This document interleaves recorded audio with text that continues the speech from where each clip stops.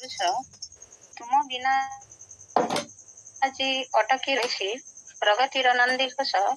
ତୁମ ବିନା ଆଜି ଅଟକି ରହିଛି ପ୍ରଗତିର ନନ୍ଦୀ ଘୋଷ। ଲେଖିଲ ଓଡ଼ିଆ କହିଲ ଓଡ଼ିଆ ବିଲାତ ଫେରନ୍ତା ହୋଇ। ଲେଖିଲ ଓଡ଼ିଆ କହିଲ ଓଡ଼ିଆ ବିଲାତ ଫେରନ୍ତା ହୋଇ।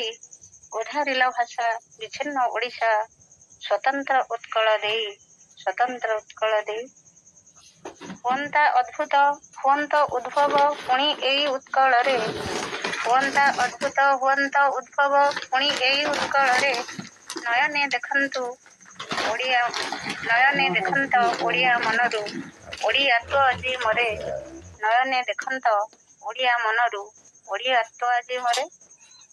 ସ୍ୱାର୍ଥର ତୋବଡ଼ା ପ୍ରତି ଅଶ୍ୱମୁଖେ ସ୍ୱାର୍ଥର ତୋବଡ଼ା ପ୍ରତି ଅଶ୍ୱମୁଖେ ଚାଲୁନି ପ୍ରଗତି ରଥ। ହଜିଛି ମନରୁ ଦେଶ ପ୍ରୀତି ଭାବ ଭାଇଚାରା ଅପହୃତ। ହଜିଛି ମନରୁ ଦେଶ ପ୍ରୀତି ଭାବ ଭାଇଚାରା ଅପହୃତ। ହେ ମଧୁସୂଦନ ଏ ଜାତିର ପ୍ରାଣ ହେ ମଧୁସୂଦନ ଏ ଜାତିର ପ୍ରାଣ ଆସ ଆସ ଆଉ ଥରେ। ଦେଖି ଯାଅ ଥରେ ସ୍ୱତନ୍ତ୍ର ଉତ୍କଳ ସ୍ୱତନ୍ତ୍ରତା ବିନାଶରେ। ଦେଖି ଯାଅ ଥରେ ସ୍ୱତନ୍ତ୍ର ଉତ୍କଳ ସ୍ୱତନ୍ତ୍ରତା ବିନାଶରେ। ତ୍ୟାଗର ସାଗର ମଧୁ ବାରିଷ୍ଠର ଉତ୍କଳର ମହାସନ୍ଥ। ତ୍ୟାଗର ସାଗର ମଧୁ ବାରିଷ୍ଠର ଉତ୍କଳର ମହାସନ୍ଥ। ଢାଳି ଦିଅ ଆସି ପ୍ରତି କାନେ କାନେ ଜାତି ପ୍ରୀତି ମହାମନ୍ତ୍ର। ଢାଳି ଦିଅ ଆସି ପ୍ରତି କାନେ କାନେ ଜାତି ପ୍ରୀତି ମହାମନ୍ତ୍ର। ଝୁରାଇ ଉତ୍କଳ ଝୁରେ ଜାତି କୂଳ ଆସ ଆସ କୂଳ ବୃଥ। ଝୁରାଇ ଉତ୍କଳ ଝୁରେ ଜାତି କୂଳ ଆସ ଆସ କୂଳ ବୃଥ। ହୁଅଇ ଆକୁଳ ସତ୍ୟ ଭାମପୁର ଝୁରେ ପ୍ରତି ଜନପଦ। ଝୁରେ ପ୍ରତି ଜନପଦ। ଆସ ହୋଇ ପୁଣି ଛୋଟ ଶିଶୁଟିଏ ନିରୁତା କୋମଳ ମତି। ଆସ ହୋଇ ପୁଣି ଛୋଟ ଶିଶୁଟିଏ ନିରୁତା କୋମଳ ମତି। ପ୍ରତି ଖାଲ କ୍ଷମା ଭରି ଦିଅ ପଥେ ଗାଇ ଜାଗରଣ ଗୀତି।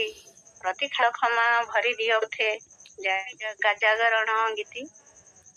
ହେ ମାନବ ଶ୍ରେଷ୍ଠ କରୁ ପ୍ରଣିପାତ ଏ ପବିତ୍ର ସେ ପବିତ୍ର ପଦ ତଳେ। ହେ ମାନବ ଶ୍ରେଷ୍ଠ କରୁ ପ୍ରଣିପାତ ସେ ପବିତ୍ର ପଦ ତଳେ। ଯେଉଁଠି ବି ଥାଅ କୃପା ବରସାଅ ତୁମ ଗଢ଼ାଏ ଉତ୍କଳେ। ଯେଉଁଠି ବି ଥାଅ କୃପା ବରସାଅ ତୁମ ଗଢ଼ାଏ ଉତ୍କଳେ। ଜୟ ଜଗନ୍ନାଥ। ବନ୍ଦେ ଉତ୍କଳ ଜନନୀ। ଧନ୍ୟବାଦ।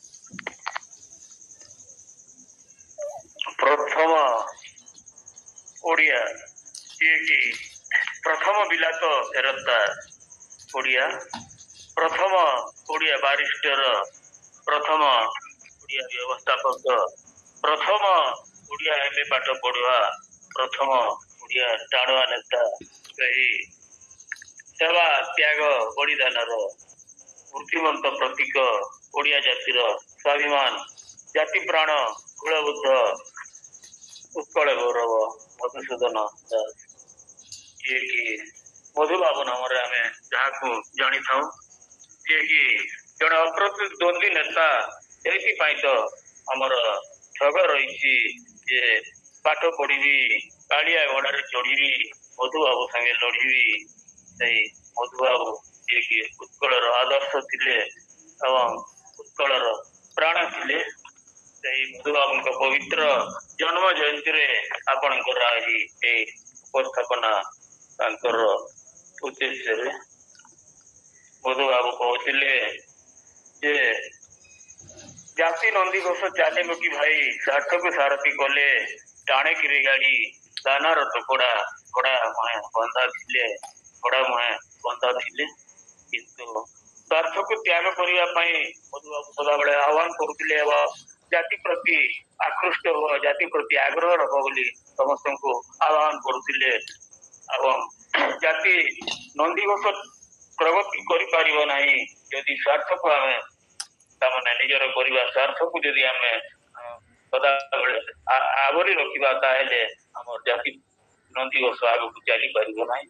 ଜାତି ପ୍ରେମର ବନ୍ଧି ପ୍ରଜ୍ୱଳିତ କରି ସ୍ୱାର୍ଥକୁ ଆହୁତି ଦେବା ପାଇଁ ସେ ସ୍ୱାର୍ଥମେଧ ଯଜ୍ଞରେ ସମ୍ମିଳିତ ହୋଇ ସମସ୍ତେ ଏକତ୍ରିତ ହେବା ପାଇଁ ଆହ୍ୱାନ କରୁଥିଲେ।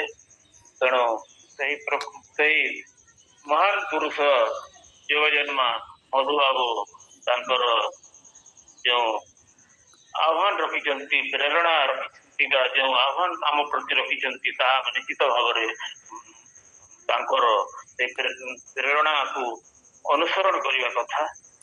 କିନ୍ତୁ ଆପଣ କବିତାରେ କହିଛନ୍ତି ଯେ ଏପରି କିଛି ହୁଅନ୍ତା କି ଅଦ୍ଭୁତ ହୁଅନ୍ତା କି ଯେ ଆଉ ଥରେ ଆପଣ ମଧୁବାବୁ ଆପଣ ଆଉ ଥରେ ଆମର ଏଇ ଓଡ଼ିଆ ଧାମକୁ ଆସନ୍ତି କି ଜନ୍ମ ନିଅନ୍ତି କି ଏବଂ ଏଇ ଓଡ଼ିଆର ଦୁର୍ଦ୍ଦଶା ବର୍ତ୍ତମାନ ଚାଲିଛି ସେଇ ଦୁର୍ଦ୍ଦଶାକୁ ପୁଣି ଥରେ ଆପଣ ଦୂରୀଭୂତ କରିଦିଅନ୍ତେ କି ଆଜି ଓଡ଼ିଆ ପ୍ରତି କ୍ଷେତ୍ରରେ ଅବହେଳିତ ସେ ସମୟର ଯାହା ଥିଲା ଅବହେଳିତ ହୋଇ ବର୍ତ୍ତମାନ ସେଇଭଳି ଅବହେଳିତ ହୋଇକି କହିଲେ ଚଳିବ ନାହିଁ।